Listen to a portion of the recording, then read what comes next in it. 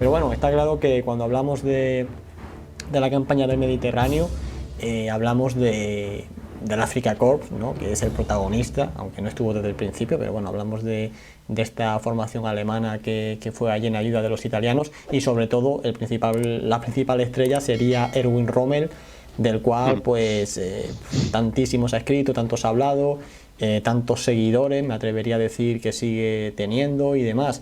Y lo primero que te quería preguntar es si Erwin Rommel tiene merecida su fama o es más bien un fruto de la propaganda, ojo, tanto alemana como aliada.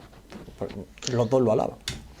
Sí, bueno, los dos lo alaban porque en el caso de los británicos, digamos, cuanto más alabaran a Rommel, es decir, cuanto más inteligente o más capaz fuera el líder militar enemigo, en cierto modo más serviría para justificar algunas de las derrotas, ¿no?, que tuvieron, ¿no? Por ejemplo, el historiador militar británico Basil Liddell dedica, me parece, de su historia de la Segunda Guerra Mundial, pues dedica una cantidad exorbitante de páginas a la campaña de África del Norte, porque es la campaña militar terrestre hasta el día de que los británicos libraron solos. Digamos, bueno, luego la campaña del día de la libraron con los norteamericanos, ¿no? Pero esta es una de las razones. La otra, la propaganda alemana, durante la guerra es porque Rommel constituía, digamos, por decirlo así, un bálsamo propagandístico muy bueno, especialmente además cuando las cosas se torcieron en el frente del Este, que es donde se libraba la campaña militar principal de la Segunda Guerra Mundial para los alemanes. Y luego hay otra propaganda que es de después de la guerra, que es la de que contempla a Rommel como una especie de, como un general caballeroso en una guerra sin atrocidades contra los civiles, una guerra de caballeros, una guerra sin odio, como incluso el mismo Rommel pensaba titular sus memorias, que recopiló después de terminada la batalla de África del Norte. Y estas tres imágenes de Rommel se conjugan para crear el Rommel del que se habló en los años 50 y 60. Es decir, un Rommel que justificaba de alguna manera que hubo una Wehrmacht no implicada en los crímenes nazis, en un teatro de operaciones relativamente limpio, una guerra de caballeros y tal, que esto además servía para impulsar una imagen blanca, por decirlo así, de la Wehrmacht que podía copiar o que podía adoptar, heredar la Bundeswehr, ¿no?, el ejército de la Alemania Federal, que tenía que ser integrado dentro de la OTAN. Como todas las imágenes de la propaganda, el retrato que se hace de Rommel ahí es relativamente verdadero, pero también relativamente falso. Todos los personajes históricos tienen claroscuros.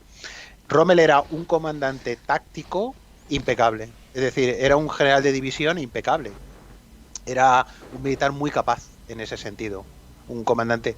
Operacionalmente también era un hombre muy capaz. Naturalmente fue madurando como comandante a lo largo de la campaña, y la campaña de África del Norte fue una de las campañas más duras de la Segunda Guerra Mundial. Ahora bien, estratégicamente Rommel no era muy capaz. No era muy capaz. Pero eso no solo era un defecto de Rommel, era un defecto de la concepción de la guerra alemana. Ya veremos que los alemanes, por ejemplo, en el caso este de la guerra en el Mediterráneo, no entienden que la guerra en el Mediterráneo es una guerra que tiene muchos más factores que no solo la victoria terrestre. Que la doctrina militar alemana se basa en conseguir una victoria terrestre de aniquilación, con cerco, con guerra móvil, ¿no?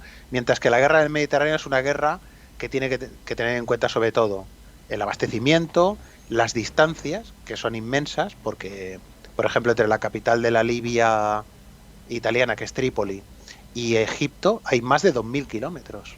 Es decir, en extensión, lo mismo que el frente ruso de norte a sur. Uh -huh. Es una distancia increíble. Y además, no solo eso, sino que en el frente ruso hay ferrocarriles, a pesar de la, Claro, claro. de la penuria de transporte. Mientras que en estos casos solo hay una carretera digna de tal nombre que va por la costa y que, bueno, apáñatelas tú para abastecer a un ejército moderno con una carretera solo, Pensemos, por ejemplo, que una sola división Panzer necesita para moverse en campaña, para estar en campaña, no descansando, necesita cerca de 350 toneladas de vituallas diarias entre petróleo, alimentos y municiones. Claro, eso ya multiplicarlo por un ejército mucho más grande, pues es una pesadilla. Entonces los alemanes no parecen entender eso. Su doctrina militar, digamos, está fiada en victorias rápidas, móviles, con carros de combate, con apoyo de la Luftwaffe en este caso. Pero la guerra del desierto, la guerra en el Mediterráneo, pide unas concepciones mucho más globales. Y en este sentido, los británicos, al ser una potencia imperial y una potencia de proyección atlántica y con un imperio que tienen que proteger, son más hábiles en ese sentido. Es decir, aquí lo que se producirá aquí es, cuando se enfrentan en batalla, durante la primera parte de la campaña, Rommel siempre vence a los británicos, pero a la larga, en el escenario global de la guerra del Mediterráneo, los británicos siempre llevan ventaja. Se me ha olvidado decirlo, por cierto, que al igual que ya hicimos hace unos meses un vídeo hablando de Manstein, dentro de aproximadamente un mes vamos a hacer otro directo especial con Antonio Muñoz hablando de otro gran mariscal de campo alemán, que al final diremos de quién se trata, que ya lo anuncié también un poco, que bien podía ser o Model o Rommel o Guderian. Veremos a ver quién es finalmente. Pero bueno, no, si yo esta pregunta iba porque Rommel siempre se le considera incluso el mejor general de la Segunda Guerra Mundial y de todos los tiempos. Me atrevería a decir que hay mucha gente que así lo afirma, y yo, a ver, no tengo la intención de tirar tierra ni a Rommel, ni a Montgomery, ni a nadie, pero claro, el problema es que no se puede comparar tampoco, desde mi punto de vista, las fuerzas que lidera Rommel con, por ejemplo, las fuerzas que por ejemplo, Manstein en su día o Model también en su día llegó a comandar en el frente oriental, que vamos, o sea, no tienen nada que ver. Entonces, a estos niveles ya de ejército y de estrategia global, Rommel se queda ciertamente limitado al mando de pequeñas unidades en combate, para lo cual era muy eficaz, pero no para una guerra en plan de liderar grupos de ejércitos enteros, ¿verdad? Sería esta la diferencia. Sí, bueno, de hecho Rommel manda un grupo de ejércitos durante la campaña de Normandía, que vuelve a enfrentarse otra vez con Montgomery en la campaña de Normandía, pero realmente ya en ese momento, ya en el verano del 44, Hitler ha perdido la fe completamente en Rommel. Luego, por otra parte, aunque esto no tenga que ver con la campaña de África del Norte, Rommel se equivoca a la hora de determinar el lugar donde se va a producir el desembarco. Es decir, es al revés de lo que se explica siempre. Rommel es el que se equivoca y piensa que van a desembarcar en la zona de Calais, mientras que Hitler cree que van a desembarcar en Normandía. Y en cambio, en las memorias, Rommel dice todo lo contrario. Es curioso, le echa la culpa siempre a Hitler. A Hitler le echa la culpa a todos, ¿eh? Como Hitler no está para defenderse, pues ahí la culpa la tiene él de todo. Sí, es decir, los efectivos que manda Rommel en África del Norte son pequeñísimos comparados con los efectivos que mandan otros oficiales alemanes como lo que tú has dicho, ¿no? O sea, Manstein o Model. Incluso creo que Model llega en un momento determinado a mandar incluso más fuerzas que Manstein durante la guerra. El teatro de África del Norte, en ese sentido, Hitler siempre lo considerará, hasta un determinado momento, que ahora luego hablaremos, es un teatro subsidiario. Es un teatro que es ajeno a la estrategia general alemana. Y por eso no le proporciona digamos, los efectivos que Rommel pide. Y no solo además por eso, sino porque es que tú al desierto puedes enviar millones de hombres, pero si no los puedes abastecer, claro, estos millones de hombres están condenados a la inmovilidad. Eso es una cosa que Mussolini no entiende al principio. Ni Mussolini ni los generales italianos del principio.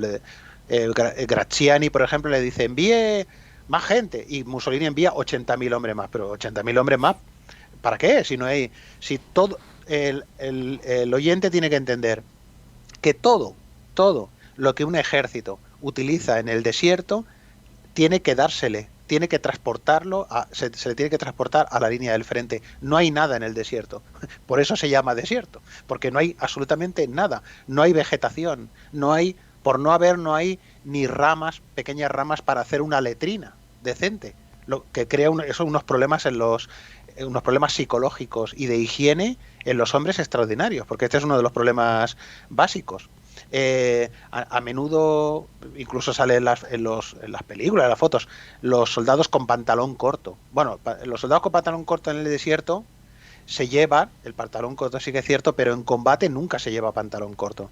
Porque como te hagas una herida, una rozadura en la pierna y con esas condiciones, eso atrae a miles de moscas, que además las moscas transmiten la disentería amebiana. Y pensar que el 50% de las bajas en la guerra del desierto es por enfermedad.